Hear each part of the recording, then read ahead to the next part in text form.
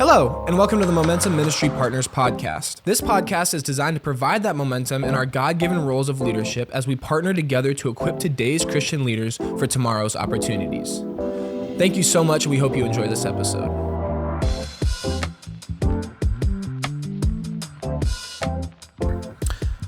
All right, welcome back to another episode of the Momentum Ministry Partners podcast. I'm your host, Eric Miller, and today our guest is none other than Jeff Bogue. Ooh, Jeff Bogue. He's amazing. Jeff is back. Jeff is back. In today's episode of Rapid Culture Changes, we want to help you make sense of what's going on in our world today. So our goal for this episode is just to be a resource for you in the best way that we possibly can.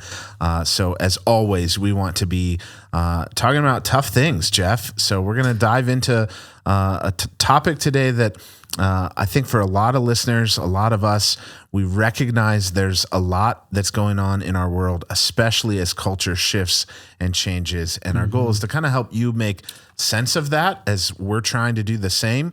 And so really to figure out how do we think about culture, maybe how do we shift our perspective? What's a good Christian response in that? And then even for us as leaders, how do we lead through the changes of culture? So we've been talking about this a lot with our Momentum staff as we want to have maximum impact in the ministries and our partnership with local churches. So, Jeff, I thought this could be a fun conversation for us to dig into today. All right. You ready? Yeah, I'm ready. Are you sure? Not really. I saw that look in your eye. All right, let's do it. So, Jeff, one of the things that has been super helpful, we've kind of talked through, and I can't even remember exactly where we learned this, maybe from Keith Manier, but we've been talking about these three cultures. Yeah. Let's kind of walk the listeners through what are we seeing in what we would call the three cultures. I know we don't have a whiteboard here. It makes it a little easier if we could draw a picture, but how would you explain that? Like, walk our listeners through that process a little bit. Yeah, so this is this image and idea. I first heard it from Keith Manier, my dear friend and one of our Momentum Ministry partners. But then he heard it from an author and from some other people. So you can take this back if you guys who are listening stumble across this stuff in an article or a book. It has its origins other places. There's nothing new under the sun. We're always getting it from somebody else. And I definitely borrowed the foundation of these ideas. I just want people to know that. Now, from there, when I first was exposed to these ideas, it sent my mind and heart racing. So just so everybody knows, some of what you're going to hear is from them. Some of what you're going to hear is from me. And to be honest with you, I'm not sure I know what's what anymore because we've been talking about this a lot. But good. This is how you would think about it. So if you can get in your mind three circles that are in a line, left to right, and if you could think of those three circles as three cultures, right? So on the far left side, culture number one is a culture that is pre-Christian, uncivilized, and uneducated. So in the Christian world, you would think of that as the place in Africa where we would go do missions, right? So it's pre-Christian, uncivilized, uneducated. In the middle circle, moving left to right, in the middle circle, you would look at that culture and say that culture is Christianized, it is civilized, and it is educated. Okay, so it's how most Americans would have thought about themselves up until the 80s, right? We're a Christian culture. We're a civilized people, we're a nation of laws, and we're an educated people. If America can't figure it out, nobody can figure it out kind of thing. And then the third circle on the far right is a post-Christian, educated, and civilized culture. So they would look and say, we're actually beyond Christianity. Christianity now feels backwards to us. We're highly educated, and we would think of ourselves as highly civilized or enlightened. Most churches today would still identify themselves in the second circle, the middle circle. And definitely most Christian subculture would be found in that middle circle. Now, here's where this gets interesting. When we think about the ways that we, so to say, do church, we think about the ways that we reach people, we think about the ways that we interact with people. For most of American history, it has been Christians moving from circle 2 to the left to circle 1. We're going to send missionaries to Brazil, missionaries to Africa, missionaries to New Guinea. And even in North American circles, we're going to go into the inner city where they don't know about Christ. Things are violent. There's a lot of drug use, those kind of things. So it's the Christianized, civilized, educated, moving to the non-Christianized, non-civilized, non-educated. And that would be the way that we would tend to think about outreach. However, today, and this is made clear post-COVID, I'm not sure that the COVID era caused it. I think it just revealed it. Today, especially if you are a parent or a youth leader or a pastor, the younger generation under your ministry is going to have been raised in the third circle, the one furthest to the right. They're going to go to school in a post-Christianized school. They're going to go to school in a place that feels enlightened. Didn't you know there were 59 different genders? I mean, how silly to think that there's 2, right? And then they're going to go to a place that would say, once you're properly educated, you're too civilized to think that there's one way to God, right? So what happens is when we exist in culture 2 and we try to use the methods that we would try to reach culture 1 with, and we try to use those to culture 3, we're going to prove to you that the Bible's true. We're going to prove to you that our way of life is better. We're going to prove to you. Culture 3 does not receive that. What they'll look and say, the very fact that you think that means that you are uneducated. The very fact that you would disagree with same-sex marriage or believe in only 2 genders means that you are uncivilized, that you think there's a hell. You are uncivilized. And we not only are we not going to hear what you have to say, but we're going to take what you say and project it back to you as something that discredits you. The other thing that's true of culture 3, that most churches would be ill-prepared and unused to, just as we in this middle circle, we're trying to evangelize the first circle, what we're not used to is culture 3 is trying to evangelize culture 2. So it's not just a passive, we disagree with you or don't care what you think. It's an active, you should deconstruct what you think. You should deconstruct your faith. You should realize that you are backwards, uneducated, and uncivilized. So we have to recognize that as a church, or we're going to be communicating things that are working against the goal of spreading the gospel as opposed to helping it. And we have started talking about this a lot and acting on it a lot here at the church I pastor, Grace Church. And what we talk about a lot is it's not that we lack answers, because we actually have the answers that people are looking for. And it's never that you would water down or change the gospel. It's all about whether you're going to earn an audience or not. Because if I say things a certain way, publicly maybe, but certainly personally and privately, I'm going to be canceled. And I'm going to shut down because I sound uneducated and uncivilized.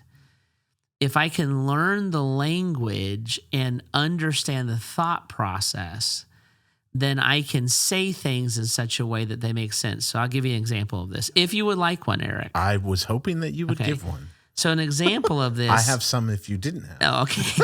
An example of this is how we talk about sin. Good. So when we talk about sin, when you talk about sexual immorality and unrighteousness and lack of holiness and sexual deviancy, when you talk about sin in those terms are correct because they're biblical terms. Those terms cannot be understood in that third culture. It's no different than me going to be a missionary in Mexico and speaking English when they only understand Spanish. Right. So it's a language issue.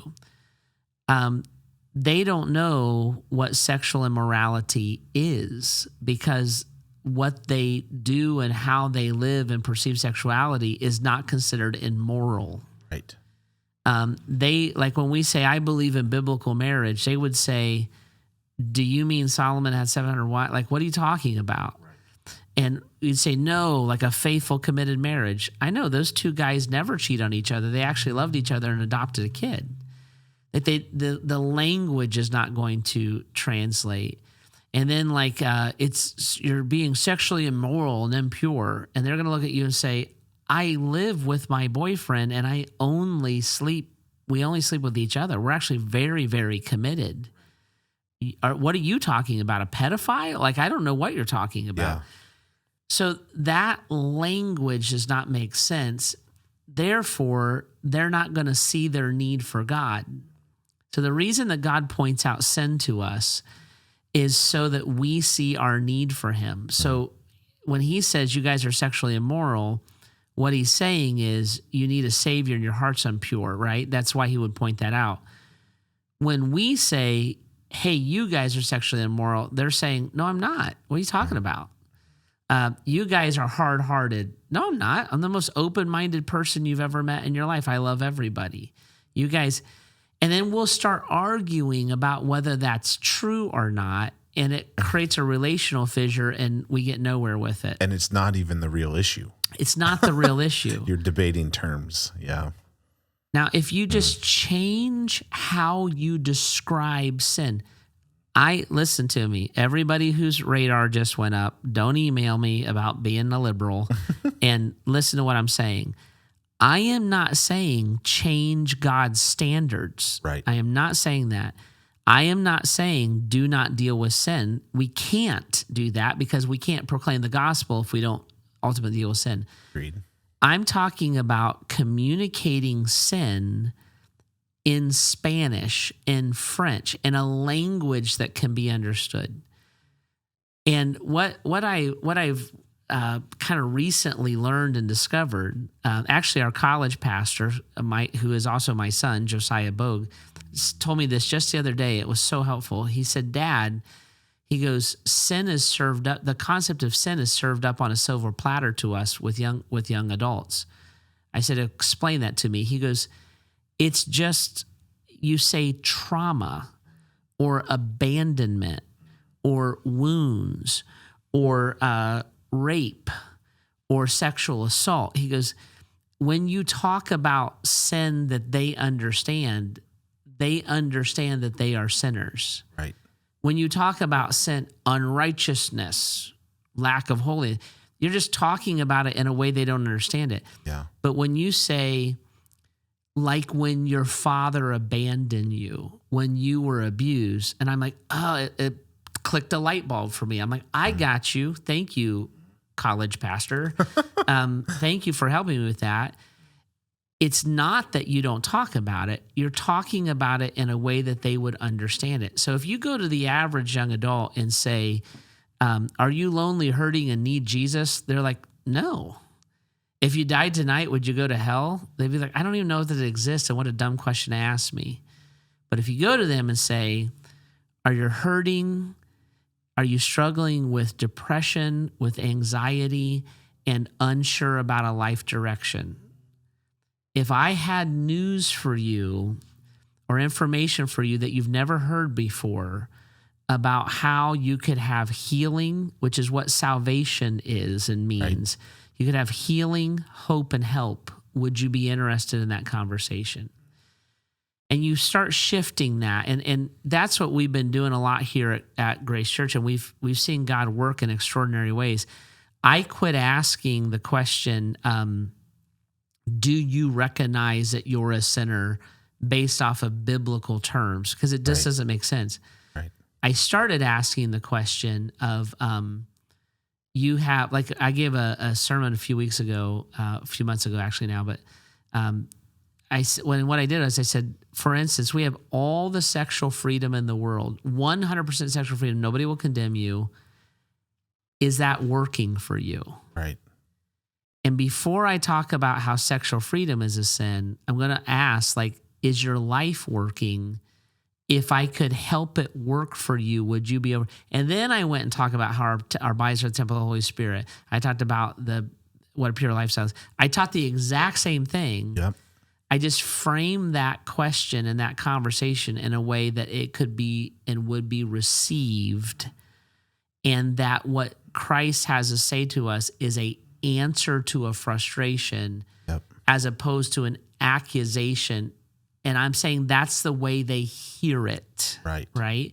And so I'm learning to speak French or Swahili or whatever, and bring it into the culture that makes sense to them. Yeah. You're defining terms, which is a big, big deal. When I say this, that's what I mean. Are we in agreement with that? Hey, we hope you're enjoying the episode so far. We'd like to just take a second, hit pause, and share about one of our ministries we have with you. Here at Momentum Ministry Partners, we are so excited to invite students from across the nation to our annual youth conference. We're going to be at Indiana Wesleyan University July 18th to 23rd, 2023, and registration is now open. We are thrilled to bring together thousands of students for life-changing sessions, hands-on ministry, and a whole lot of fun. It's the best week of summer, and we want you to be there.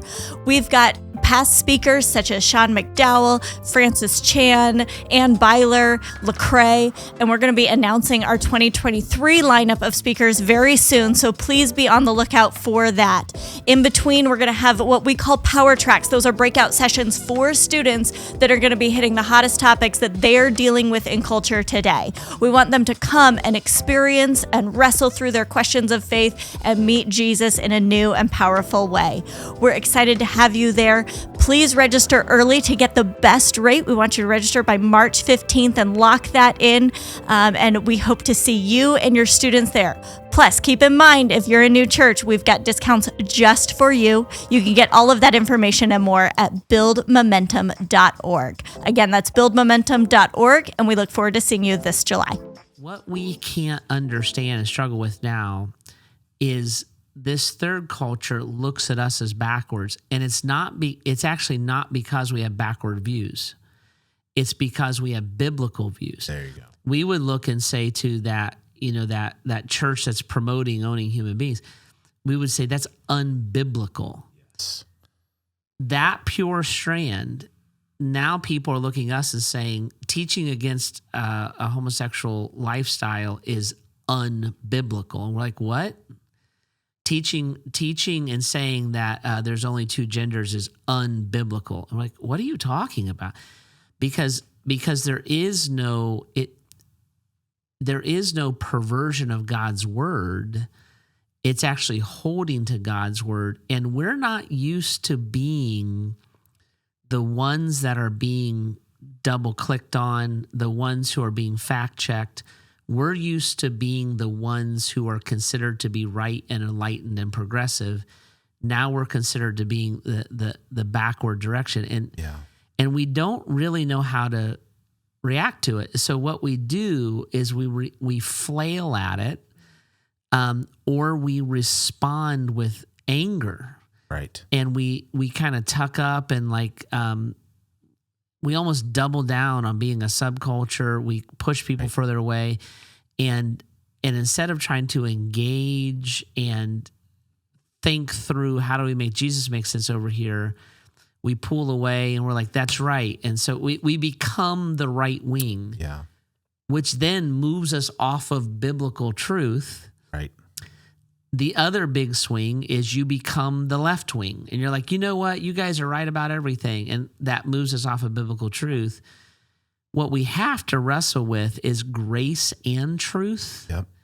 And we have to live in that tension, and we have to bring better ideas, better solutions. So I believe the way that you, from the second culture to the third, the way that you reach them is through relationships and ideas. And that's kind of what I was doing with this when we were talking about our bodies and who owns them. I was like, the idea you've been raised with is 100% sexual freedom. And the idea that you've acted on, whether it's pornography, it's heterosexual, homosexual, nobody's condemning you in your culture for that anymore. In fact, it's being encouraged to go explore that. Yep. That's the idea. I'm asking, does that idea work for you? Because you're the most anxious, depressed, lonely, suicidal group of people in the world, and you can do whatever you want. Is it possible that there's another idea? And in the Christian world, we're going to say it's a truth. I'm like, you got to speak a language. Right. I know it's a truth. Yes. We're not changing the truth. We agree with that. But it's an idea. That's how it's going to be perceived from them. It's a solution. Many years ago, a few years ago, I should say, I did a message on our sermon series on marriage, and I used some other books that were out there, and how a pastor gets his ideas. So not all the ideas were directly to me. Some of them were, some of them weren't. But this was how I phrased it. I said, I stood up in front of the congregation, which at Grace is a lot of young people, and I said, let me ask you a question. Raise your hand if you hope to be divorced one day. Nobody raised their hand. And I said, that's what I thought. I was the one guy that was the one guy's like, his wife hit it. Yeah. And then I said, I've never done a marriage. I've never done a wedding where the goal of that wedding was to get divorced. Yep. Yet divorce is rampant. Most of you are people who are 2 or 3 generations now deep into divorce in your family. I said, okay. I said, if I could show you a way to help you not get divorced, raise your hand if you're interested in that. And all the hands went up. Yep. Okay. So I have some ideas and I have some solutions. Now I went and then taught the most old-fashioned principles about dating, engagement, and marriage that you've ever heard in your life. I just put them in a language that makes sense. And we have to struggle with this. We have to struggle with this all the way through, like, how do our services work? We have to struggle with this about what conversations do we have in youth group? We have to ask the questions like, what's this kid actually saying? Yep. But we have to quit responding and reacting to the third culture as if they're our enemy. They are our field that is ripe unto harvest. Yes. What we have to do as parents and teachers and pastors, we have to create different tools to bring the harvest in. You're trying to harvest apples with the tool that you would harvest corn with. Yep. And though it's not that the harvest needs to happen, it's not that the principles of the harvest have changed, it's that our tools are set up for the wrong field, so to say, and that has to alter a little bit. It breaks my heart because I think what we're seeing right now is we're watching a lot of well-meaning, God-loving, God-fearing pastors and leaders who are they don't have those tools. They're trying to figure that out. But how it plays out is it looks like they're defensive. It looks like they're argumentative. It looks like they're combative when really they're I would say for a lot of these people, like their hearts are in the right place. Yeah. They're just grasping at like straws on how do I make Jesus make sense to now identifying as a post-Christian world. Yep. Rather than a pre-Christian world where those pre-Christian culture got defensive of the people who were coming and trying to speak truth to them. And so I think I love this of like, we have to change our strategy. We have to have our hearts broken for the lost in a very real way, and not to get combative or defensive or argumentative, but to think and pray and ask God to show us, how do I ask a different set of questions? How do I engage in this conversation in a different way? And really to help engage in those conversations at a new level in order to make Jesus make sense. Yeah, I've spent a lot of time in Acts 10, where Peter is released from his Judaism and the gospel can go to Gentiles. I think there's a lot to learn there. I spent a lot of time in Acts 17 where Paul's in Athens, and he's reasoning, he's making sense, he's bringing ideas. I think we have to relook at it again. By the way, just a shameless plug, this is a lot of what we do in Momentum Pro. Yep. We create these environments. We bring in, we either take you to, like you guys went and hung out with some of the Saddleback guys and hung out in the youth side of it. And guys, it doesn't matter what you think about those churches. You're looking at the ideas and the thinking. Yep. And then on the senior campus side of it, we hang out with other pastors and then each other, and you're just wrestling with this, because you look at if I'm going to look at an organization on planet Earth that reaches children with a message, I'm not going to a church. I'm going to Disney World. Right. And we have to look beyond ourselves and say, who is speaking this language? How do I capture it? How do I redeem it? And then how do I make Jesus make sense through it? Yep. And so that's some of the pro stuff, but we have to do that work. And I would say to you, if you're an older pastor, I'm getting into that category. I'm 51. I got to listen to my 24-year-old pastors. If you're 71, you need to listen to your 24-year-old pastors. Like we have to get the generations tied to each other. We have to quit talking about what they should know and what they should be doing. And you have to think like a missionary who's walking onto a mission field, who learns a culture, learns a language, and then contextualizes the good news of Jesus Christ through that language. And we're not used to doing that. Right. We're used to working with people who have some baseline understanding of the Bible and who Christ is. And those people do not exist under the age of 30 anymore. Yep.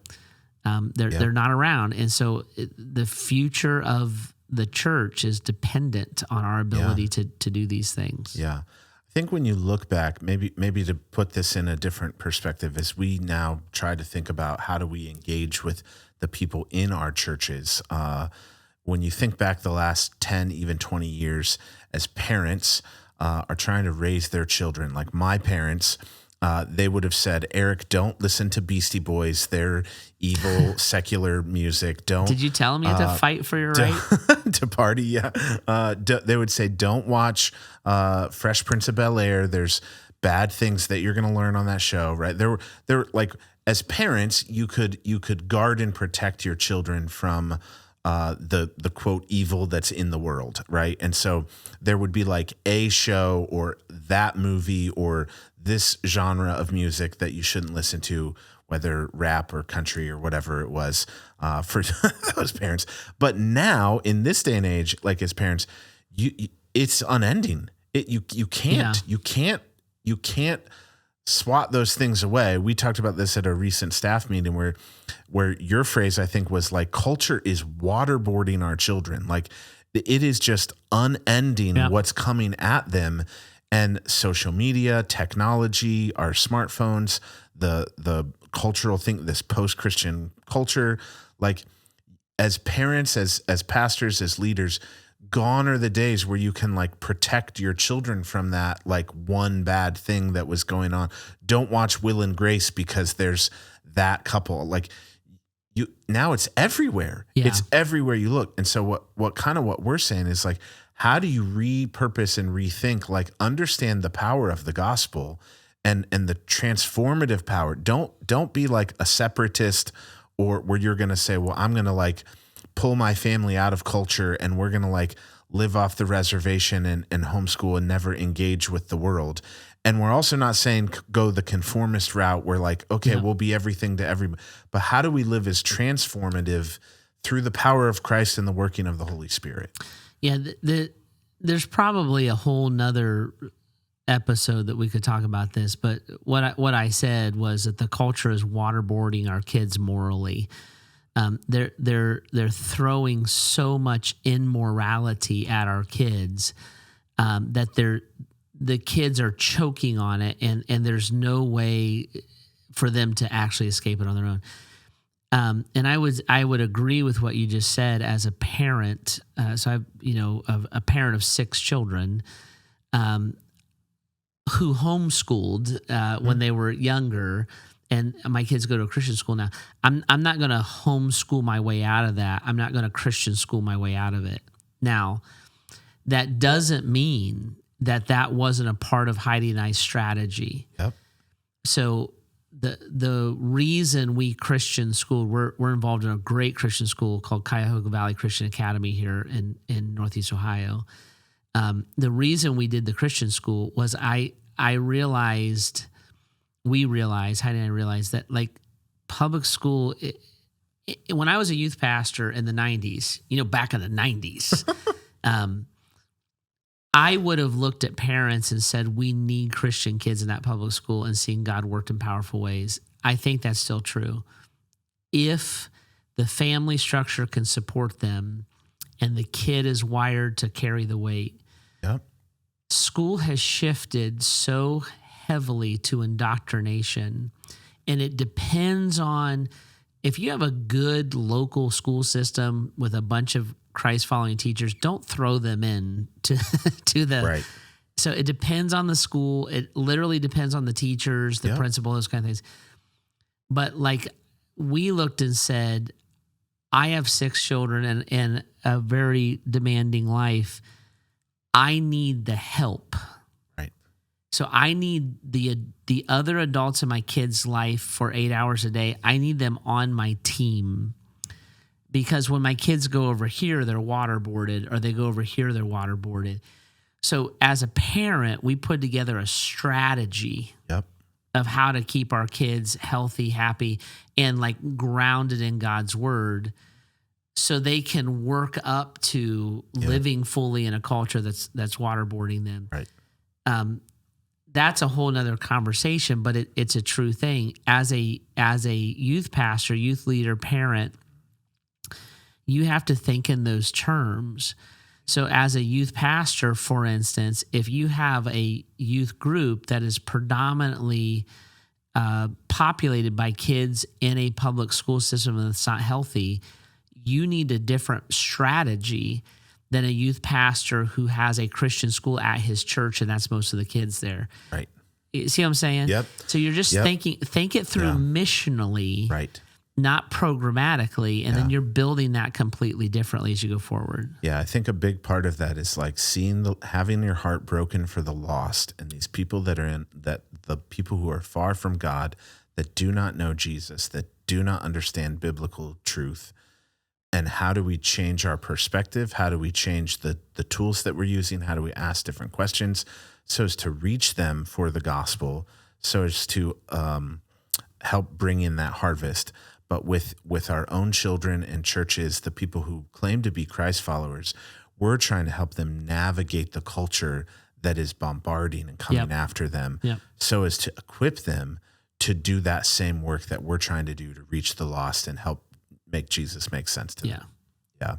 Jeff, thank you for sharing all this. This is a very helpful conversation. These are good tools that we're trying to use in Momentum Ministry Partners, in our ministries, in our resources. I know you guys are doing the same on the church side. I think we're seeing fruit of that. I trust that even as we continue with momentum and head towards the summer, a full summer of ministry, that we're going to see God continue to do that. We want this conversation to be a foundational principle for other upcoming episodes, for conversations that we'll continue to have, for the training, equipping, and even partnership that we want to have within all of our ministries at Momentum Youth Conference, with travel teams in our urban centers and in our churches as well. So any final thoughts?